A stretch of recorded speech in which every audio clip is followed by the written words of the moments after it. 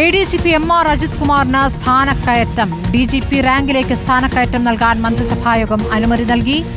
റോഷിപാൽ വിശദാംശങ്ങളുമായി. റോഷിപാൽ, വലിയ വാർത്തയാണ്. DGP സ്ഥാനത്തേക്ക് സ്ഥാനക്കയറ്റം നൽകിയിരിക്കുന്നു അജിത് കുമാറിനെന്നുള്ളതാണ്. എന്താണ് മന്ത്രിസഭായോഗ തീരുമാനം?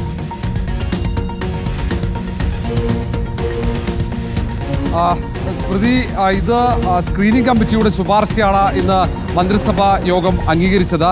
DGP റാങ്കിലേക്ക് ഏതാണ്ട് ഈ മാർച്ചിലാണ് പുതിയ DGP വരേണ്ടത്. മാർച്ച് ഏപ്രിൽ സമയത്താണ് പുതിയ DGP വരേണ്ടത്. ഇതിലോട്ട് പരിഗണിക്കാൻ സ്ക്രീനിംഗ് കമ്മിറ്റി തയ്യാറാക്കിയ പട്ടികയ്ക്ക് അനുമതി നൽകിയിരിക്കുന്നു. അതിൽ ADGP MR അജിത് കുമാർ കൂടിയുണ്ട്. ADGP MR അജിത് കുമാറിനെതിരെയുള്ള അന്വേഷണം പുരോഗമിക്കുമ്പോൾ, അന്വേഷണം പൂർത്തിയായിട്ടില്ല, വിജിലൻസ് അന്വേഷണം നടക്കുന്നുണ്ട്. ഈ അന്വേഷണം പുരോഗമിക്കുമ്പോഴാണ് ഇങ്ങനെ സ്ക്രീനിംഗ് കമ്മിറ്റി ശുപാർശ എത്തുന്നതും മന്ത്രിസഭ അംഗീകാരം നൽകുന്നതും. ഏതായാലും ഇതുമായി ബന്ധപ്പെട്ട് നേരത്തെ തന്നെ വലിയ വിമർശനങ്ങളും ആരോപണങ്ങളും ഉയർന്നിരുന്നു.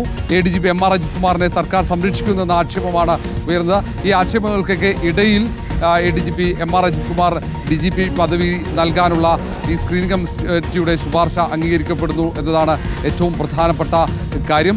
നേരത്തെ അന്വേഷണവുമായി ബന്ധപ്പെട്ട വിവരങ്ങളൊക്കെ വിജിലൻസിന് കൈമാറിയിരുന്നു. നേരത്തെ മൊഴി ADGP MR അജിത് കുമാറിന്റെ മൊഴി വിജിലൻസ് രേഖപ്പെടുത്തിയിരുന്നു.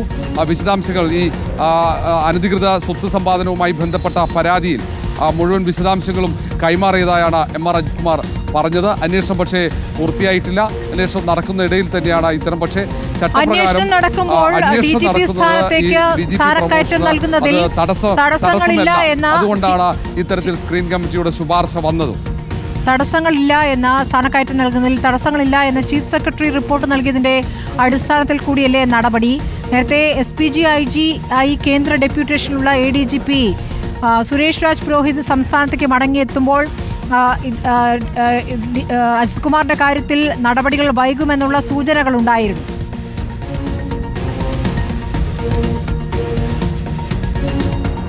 സ്മൃതി, ADGP MR അജിത് കുമാറിന് സ്ഥാനക്കയറ്റം നൽകുന്നതിന് നിയമ തടസ്സമില്ല എന്ന ചീഫ് സെക്രട്ടറിയുടെ റിപ്പോർട്ടുണ്ട്. കാരണം ഈ പരിശോധന നടത്തുമ്പോൾ ഈ വിജിലൻസ് അന്വേഷണം മാത്രമാണ്. അതിൽ വിജിലൻസ് ഏതായാലും കേസ് രജിസ്റ്റർ ചെയ്ത് മുന്നോട്ട് പോയിട്ടില്ല. അത്തരത്തിൽ അങ്ങനെ ഒരു കുറ്റകൃത്യത്തിൽ പങ്കാളിയല്ലാത്ത ഒരു സാഹചര്യത്തിൽ തന്നെ മറ്റ് കേസുകളൊന്നും ഇല്ല. അതിൻ്റെ ക്ലിയറൻസ് ലഭിക്കുകയും ചെയ്തു. അതുകൊണ്ടാണ് chief secretary ADGP MR Ajith കുമാറിന് സ്ഥാനക്കയറ്റം നൽകുന്നതിന് തടസ്സമില്ല എന്ന റിപ്പോർട്ട് സർക്കാരിന് കൈമാറുകയും ചെയ്തു. അതിൻ്റെ അടിസ്ഥാനത്തിൽ തന്നെയാണ് സ്ക്രീനിംഗ് കമ്മിറ്റിയുടെ ശുപാർശ സർക്കാർ അംഗീകരിക്കുന്നത്.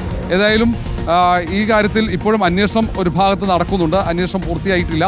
പക്ഷേ സർക്കാർ ADGP MR അജിത് കുമാറിന് കൃത്യമായ സംരക്ഷണം നൽകുന്നതിൻ്റെ ഏറ്റവും ഒടുവിലത്തെ ഒരു ഉദാഹരണമായി വേണമെങ്കിൽ ഇതിനെ വിലയിരുത്താം. ഇതിൽ പ്രതിപക്ഷത്തിൻ്റെ നിലപാട് ഏറ്റവും നിർണായകവുമാണ്. കാരണം തുടക്കം മുതൽ തന്നെ ADGP MR അജിത് കുമാറിനെ സർക്കാർ സംരക്ഷിക്കുന്നെന്ന ആരോപണം പ്രതിപക്ഷം ഉയർത്തിയിരുന്നു. ഈ സാഹചര്യത്തിൽ ഇങ്ങനെ ഒരു തീരുമാനം സർക്കാരിന് മന്ത്രിസഭയുടെ ഭാഗത്ത് നിന്നുണ്ടാകുമ്പോൾ സ്വാഭാവികമായും പ്രതിപക്ഷം എന്താണ് നിലപാട് ഇക്കാര്യത്തിൽ സ്വീകരിക്കുന്നത് എന്നതാണ് ഏറ്റവും ശ്രദ്ധേയമാകുക. ഇനി സാങ്കേതിക നടപടികളിലേക്ക് പോവുകയാണെങ്കിൽ ഇപ്പോൾ റോഷിപാൽ, അറിയാനാകുന്ന ഈ സുരേഷ് രാജ് പുരോഹിത് കേന്ദ്രത്തിൽ തുടരുകയാണോ? അതിൻ്റെ കൂടി അടിസ്ഥാനത്തിലാണോ ഈ സ്ഥാനക്കയറ്റം ഇപ്പോൾ ഇദ്ദേഹത്തിന് ലഭിച്ചിരിക്കുന്നത്?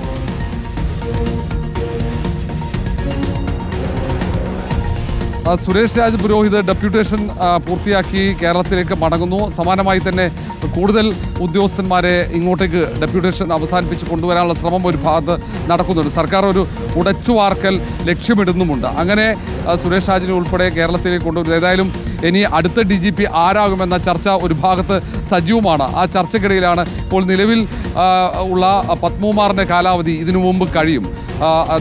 ഷെയ്ഖ് ദർബേഷ് സാഹിബ് പദവി DGP ലോ ആൻഡ് ഓർഡർ പദവി ഒഴിയുന്നതിന് ആ സമയത്ത് തന്നെ പത്മകുമാറിൻ്റെയും കാലാവധി അവസാനിക്കും. അതുകൊണ്ട് തന്നെ ഇനി പുതുതായി വരുന്ന സുരേഷ് രാജ് പുരോഹിത് അല്ലെങ്കിൽ MR അജിത് കുമാർ അടക്കമുള്ളവരാണ് ആ പട്ടികയിൽ, അവർക്കാണ് മുൻതൂക്കമുണ്ടാകുക. ഇപ്പോൾ കഴിഞ്ഞ കുറച്ചു കാലമായി മലയാളികളായ പോലീസ് മേധാവിമാർ ലോ ആൻഡ് ഓർഡറിൽ വരുന്നില്ല എന്ന പരാതിയും നിലനിൽക്കുന്നുണ്ട് കഴിഞ്ഞ കുറച്ചു കാലമായി.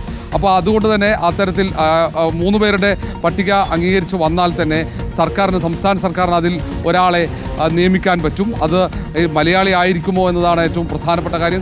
കാരണം ലോക്നാഥ് ബെഹ്റ മുതൽ ഇങ്ങോട്ടേക്ക് നമുക്കറിയാം മലയാളികളായ TP സെൻകുമാറിന് ശേഷം പിന്നീട് മലയാളികളായ DGP ലോ ആൻഡ് ഓർഡറിലേക്ക് വന്നിരുന്നില്ല. നേരത്തെ വനിതാ DGP വന്നേക്കാമെന്ന രീതിയിൽ B സന്ധ്യ ഉണ്ടായിരുന്നു. പക്ഷേ സന്ധ്യയ്ക്ക് ലോ ആൻഡ് ഓർഡർ ലഭിച്ചിരുന്നില്ല. ഫയർഫോഴ്സ് മേധാവിയായി വിരമിക്കുന്ന സാഹചര്യമായിരുന്നു. അങ്ങനെ തുടങ്ങിയ മലയാളികൾ പലരും DGPമാരായി ആ റാങ്ക് നിലനിർത്തിയെങ്കിലും അവർക്ക് ലോ ആൻഡ് ഓർഡറിലേക്ക് വരാൻ പറ്റിയിരുന്നില്ല എന്നതാണ് പ്രധാനപ്പെട്ട ഒരു ശരി. ഇതിൽ ഇനി കൂടുതൽ വിവരങ്ങൾ അതിന്റെ കാര്യം. സ്ഥാനക്കയറ്റവുമായി ബന്ധപ്പെട്ട് അതിന്റെ സ്വഭാവം അടക്കമുള്ള കുറെ കാര്യങ്ങൾ കൂടി വ്യക്തത വരേണ്ടതുണ്ട്. റോഷിപാലാണ് വിവരങ്ങൾ നൽകിയത്. MR അജിത് കുമാറിന് DGPയായി സ്ഥാനക്കയറ്റം നൽകാൻ മന്ത്രിസഭായോഗം തീരുമാനിച്ചിരിക്കുന്നു.